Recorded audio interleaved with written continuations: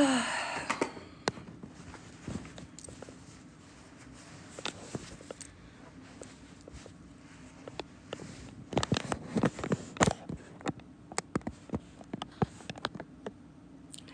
hello, hello, welcome. I thought I'd come on live and talk Mercury retrograde since, it just happened. So, for those of you just joining who don't know who I am, my name is Sarah. I'm a mom and an astrologist. I want to give a special shout out to Jackie and Meg, who are part of my Patreon. Anytime I go live on this app, I always bring it over to YouTube, and I want to acknowledge them and thank them for being a part of my Patreon. And what I want to talk about today is a little bit about questions you have about Mercury retrograde. Because it started a few minutes ago. So please tell me in the chat what questions you have in general about Mercury retrograde. I won't be able to look at your chart specifically because I don't have my computer handy right now. This is just a chat in general. And two, I only look at charts for people who either subscribe up here or who are part of my Patreon. So there's that. So what questions do you have about Mercury retrograde in general that started today? Drop them in the chat so that I can see. I'm assuming you guys can hear me just fine. Looking for Meg. There she is. All right. So Mercury retrograde started today about a half hour ago, and we're going to have the last quarter moon tonight around 10 o'clock Central Time. I live in Central Time, so everything I talk about is in Central Time. And so what a retrograde means is the planet that is going backwards just looks like it's going backwards in the sky. It's not really moving backwards, it's just how our eye perceives it. And it started at 27 degrees of Aries, and it's going to go back to 15 degrees of Aries. So it's just traveling backwards. And there are 3 parts to any retrograde cycle. The first part is the pre-shadow. So from March 18th to today, Mercury traveled through all the degrees that he is going back through between today and April. Oh, when are you go to direct again? I had it memorized. Let me look in my book, because that's what books are for, right? I want to say it's April 25th, but I don't want to be wrong. Station retrogrades today, April Fool's Day, because, you got to have a joke. And then it does station direct on April 25th. And then mid-May is when he'll travel back past the same degrees. So if you have stuff between 15 degrees of Aries and 27 degrees of Aries, Mercury is going to touch that point 3 times, okay? So drop whatever questions you have about what this could be like what questions you have about retrogrades in the comments, please. At least I think you can do that. I don't have sub-chats only on, do I? Let me see here.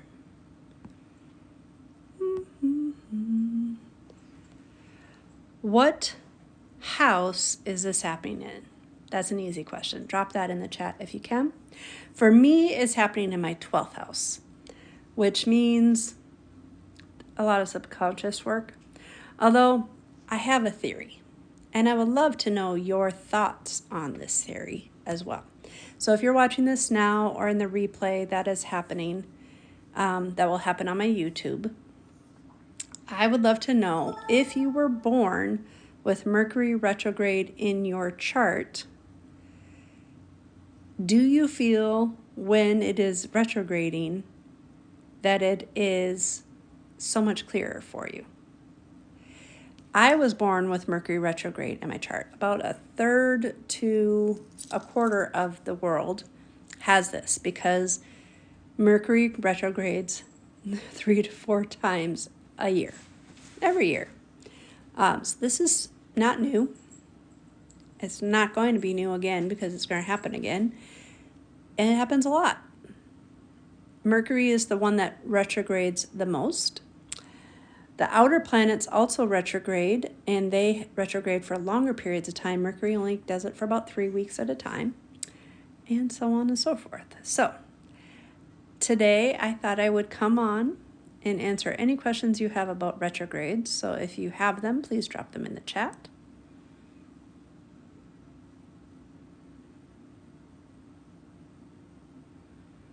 And I will answer those.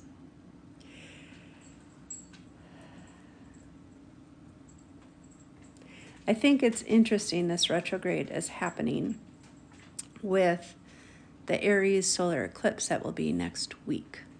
So the solar eclipse is a total solar eclipse happens at 19 degrees of Aries. And so Mercury is going to go past this. And that eclipse is actually not that far from where Chiron is. So solar eclipses are a little bit different than lunar eclipses.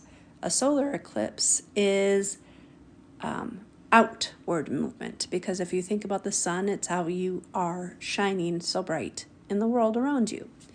Where a lunar eclipse is about your inside energy. And so I think it's interesting that that Mercury's retrograde is happening during this time period, because it makes me wonder if it will make this softer. I already think it's going to be a little bit softer, and the reason why I say that is because the ruler of Aries is Mars, and he's in Pisces right now. And the ruler of the lunar eclipse is Venus, and she was in Pisces during that time period. So it makes me wonder if it will feel a little bit easier for some people. The lunar eclipse and the solar eclipse affect people most when they have their personal planets within 2 to 3 degrees of the actual event. So the lunar eclipse happened at 5 degrees of Libra, and the solar eclipse is happening at 19 degrees of Aries. And if you're trying to figure out where the ecliptical points are in your chart, you're looking for the North Node. These are karmic lessons. And I never recommend for any eclipses that you do moon water or you do charging of crystals. Hi, Mitch. Hi, honey. How are you doing today? I haven't talked to you in forever.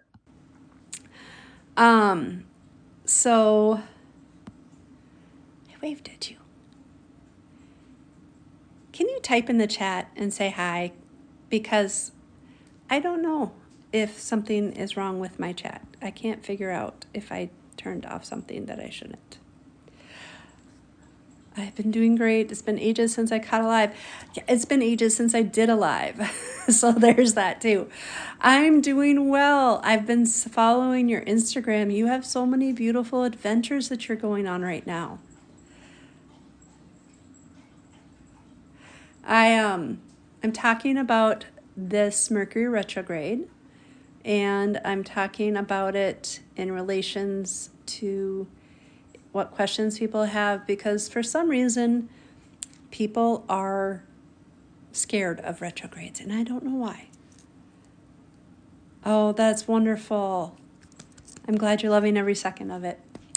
So take a peek at your chart, my dear, and see where 27 degrees to 15 degrees of Aries is, because for you, that is where, well, for everybody, that is where this retrograde is happening.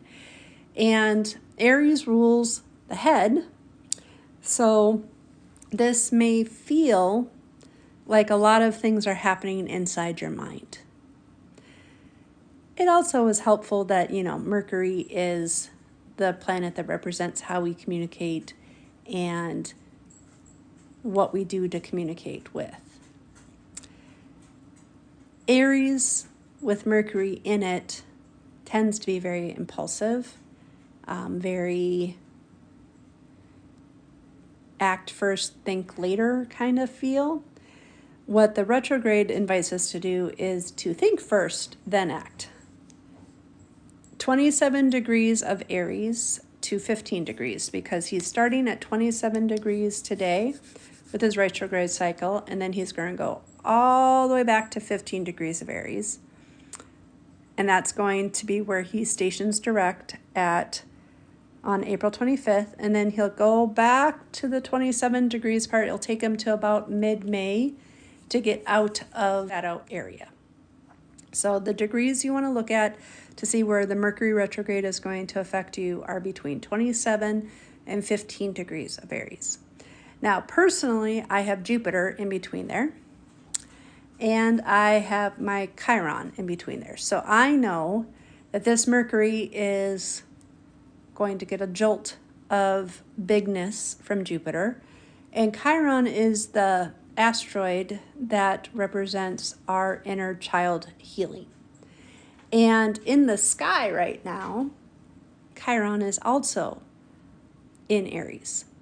And Mercury is going to go by 27 degrees is your 12th house. We're twins! We're twinning! 27 degrees is in my 12th house too.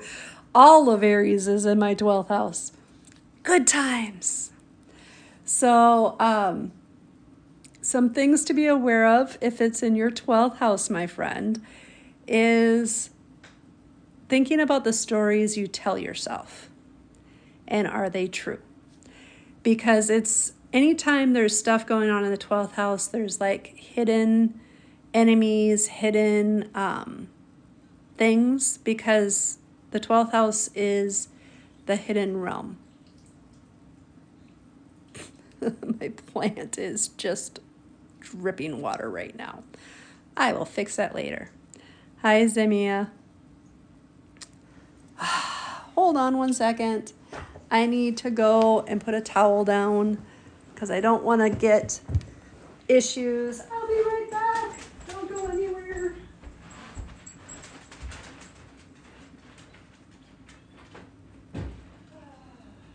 Oh, the joys of home ownership.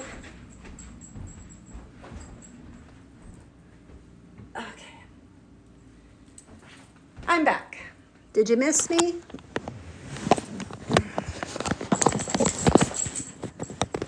So as I was talking about 12th house stuff, if you know what house your Mercury retrograde is in, put it in the chat. You're looking for 27 degrees of Aries to 15 degrees of Aries. And I was talking to my friend and I about it being in the 12th house. So 12th house is hidden things, it's institutions, it also is Piscean. So if you feel like you need to move your body, I would do it in an intuitive way. Oh wait, is that the house of Aries or where 27 degrees is? I want you to tell me what house 27 degrees to 15 degrees of Aries is in.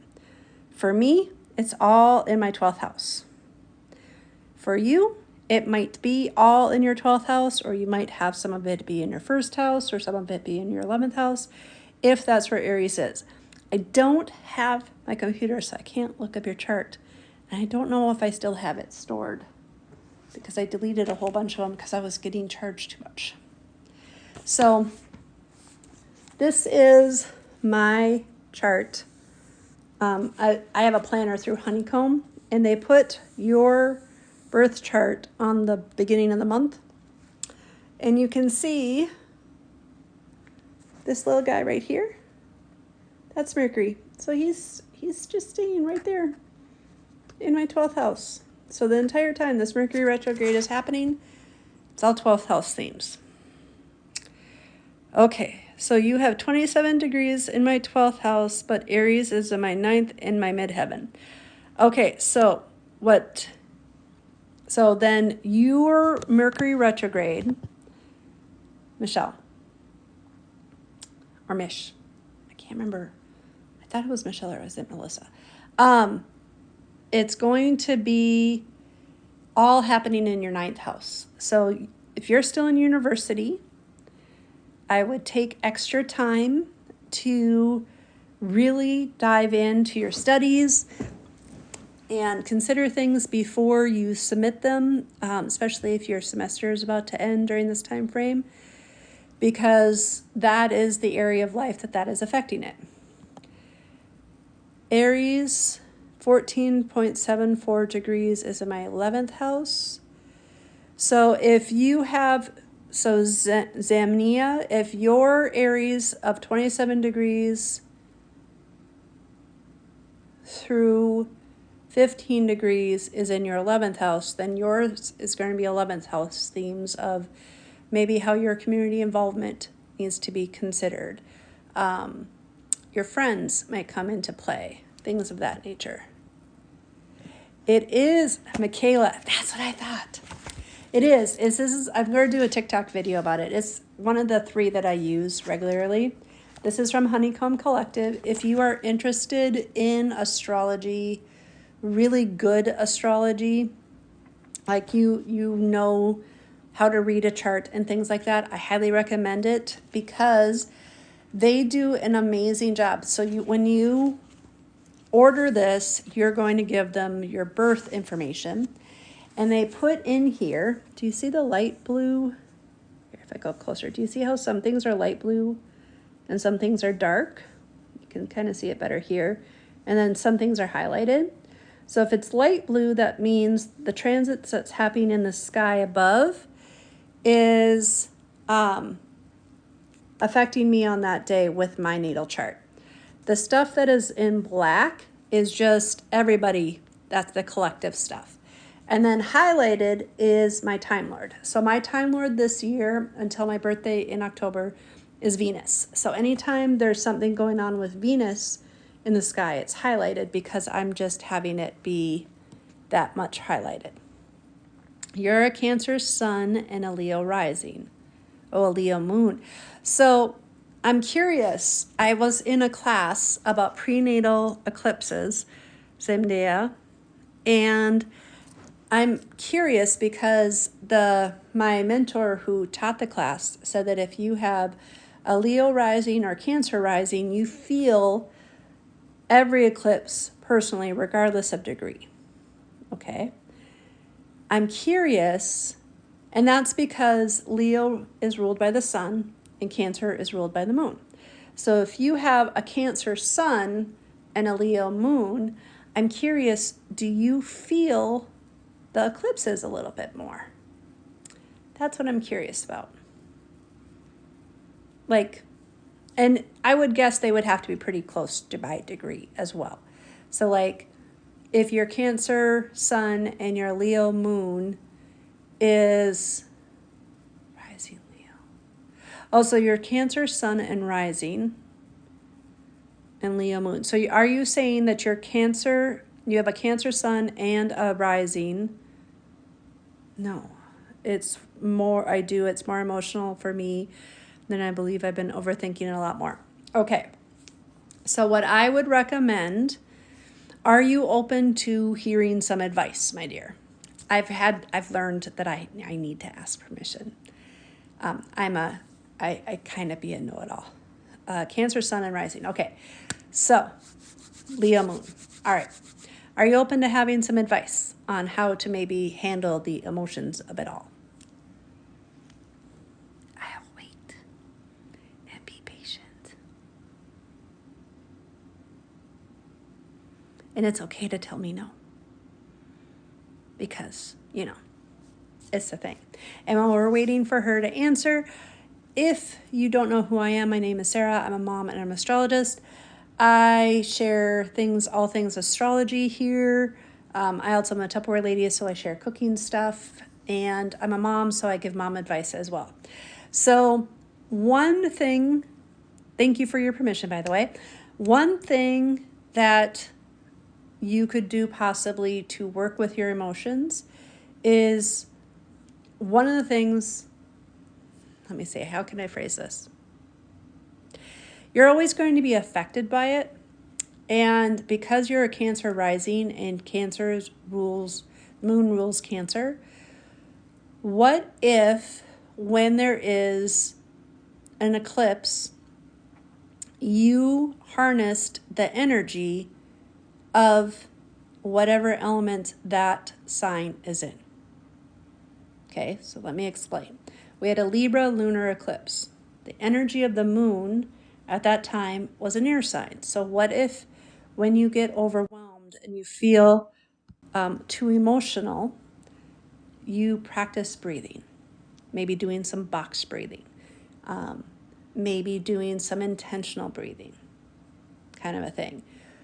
This Aries solar eclipse is going to be in a fire sign because Aries is a fire sign. So maybe moving your body a little bit to get that energy out of you, okay? When it's in a water sign, drinking your water. So that would be Cancer, Scorpio, or Pisces, drinking your water, taking baths, getting yourself grounded as much as you possibly can. That is true also if it's in an earth sign. So that'd be Virgo, Capricorn, and Taurus. Maybe if you have the ability to go outside and be in the ground, kind of a thing. How does that sound? Tell me. What do you think?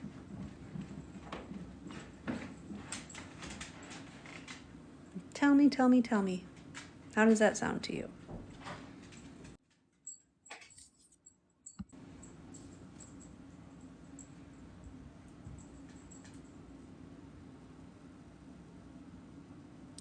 It can hurt, right? I mean, I'm glad you find it interesting. Do you know the elements? Do you know what each sign is elements? Because I can run them down real quick for you, if that would be helpful. I did for the last two, but I kind of forgot the beginning. Okay, so air sign. So there are 4 elements. Fire signs are moving your body, getting that energy out of you in some way is going to be helpful. So the fire signs are Aries, Leo, and Sagittarius. We had a Sagittarius moon this past weekend. We're going to have an Aries solar eclipse. So moving your body in some way, okay? Also, your rising sign is a cardinal sign, so it might be affected just because Aries is a cardinal sign as well. But that's getting into the weeds. Then we have earth signs, which are Taurus, Virgo, and Capricorn. That's grounding. So how do you ground yourself? Do you meditate? Do you go outside and run your feet on the ground? What kinds of things do you do to help yourself with that? Then we have air signs, Gemini, Libra, and Aquarius. Breathing, actually focusing on your breath, doing breath work, talking to a friend when you're overwhelmed, going into therapy if you really need somebody to help and a friend isn't doing enough stuff for you, okay? That kind of thing. And then water is Scorpio, Cancer, and Pisces, drinking your water, swimming, bathing, listening to the ocean, going around a lake. All of those things could be helpful. So does that help you at all, my dear? Let me know.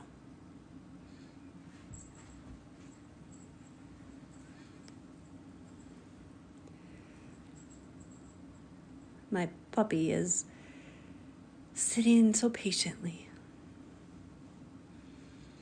I have about 3 minutes left that I can answer questions about the retrograde if you're interested. I'm glad. If you like practical advice, my dear, I do invite you to follow me. Every day I try to give the mood of the collective. I was a teacher for 14 years. You absolutely know. Thank you for the rose. Anybody who's in the teaching world or in like any kind of working with like hospitals or whatnot. Thank you for the roses and the likes. I appreciate you. Knows that kids understand when a full moon is happening faster than anybody. And so my goal through this app and the apps that I repost it to is that I help people understand the energy of the people around them and themselves. Because if you understand the energy of what's going on around you and with yourself, you are better able to deal with it when people are driving you bonkers. And I worked with 7th graders, so sometimes bonkers was a thing. So thank you so much for the roses. I appreciate you. Oh, I'm so glad that the videos are so helpful. Thank you. I appreciate that. That is my goal. And if you have questions you want to ask, be sure to ask them in the videos. In my Patreon that I have a special tier now where I am doing a Q&A once a month, and I believe we're likely going to talk about the big conjunction that's going to happen. Oh, I try really hard to post it as early as I can. I'm glad you look forward to the morning video. So if you are interested in working with me a little bit more and having a session is not as affordable as you would like it to, oh, I'm glad you like it too.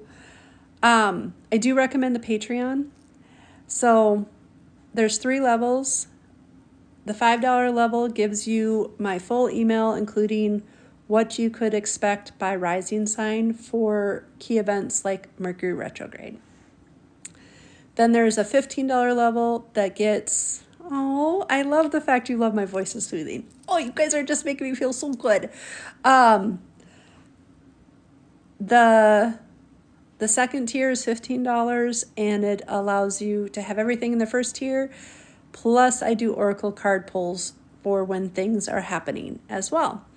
And then the last tier is $25. Oh, and at the $15 tier, I have a class that's already mostly propagated in there that teaches you how to read your own birth chart for yourself. So you have that ability too. And then the last tier is the $25 tier. It's called the full moon tier.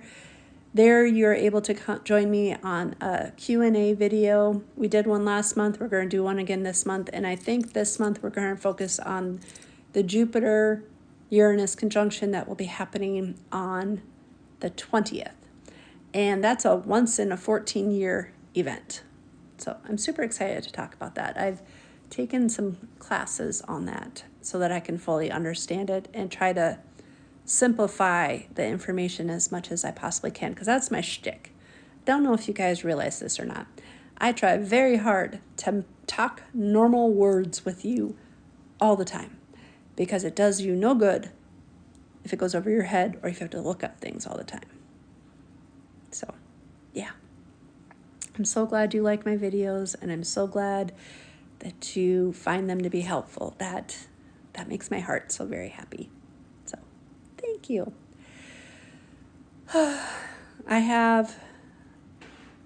Yes, the energy has been a little bit cray-cray, but that's solar eclipse season, or that's eclipse season in general. You've been staying in the house. Well, that only works if your house is good too, though. There's that. So, there's that. Anyways. Well, my friends, I do need to sign off soon. I'm glad you've been able to get stuff done and that you've been productive. That's huge. I will try to come back. Ooh, your mind is chaotic. That can be hard. I hope you have a wonderful evening as well. My goal is to come on live more often. It probably will be in the evenings, but it could be any time. If you click on notify me when live, like the little bell that's in my profile, it will always shoot you a little message when I'm going live as well, if that is something that interests you. My birthday is in the month, and I plan to book a reading. Yay! It was so much fun to have a reading with you the last time. Yes, lives are good for engaging. That is 100% true. And for those that are part of my full moon tier of my Patreon, I will be saying hi to them every single time I do a live, as well as a thank you for being part of that too, because I will move this live to my YouTube channel so that you can have it for reference. Have an amazing night, everybody.